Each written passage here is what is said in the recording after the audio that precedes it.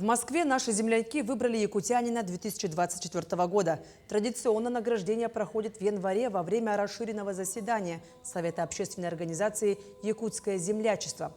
На встрече обсудили итоги прошлого года и наметили планы на новый. Так, в 2025-м продолжится работа, связанная с патриотическим воспитанием. Будут мероприятия, приуроченные к 80-летию Победы.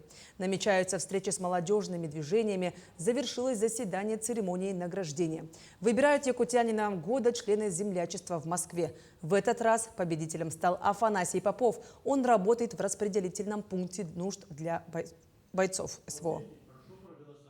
Сам по себе я офицер запаса, служил в городе Грозном, с 80 по 82 год было это. Ребятам всегда нужна помощь. Там любая мелочь, она всегда нужна. Не всегда вооруженные силы могут доставить то, что нужно. Бывает такое, упускает момент, объемы большие, да, не успевает подвозить, там, схема доставки, транспортировки играет. А тут как бы республика сама изъявила, и нам очень много было имущества вначале поступало, которое мы отправляли именно волонтерское.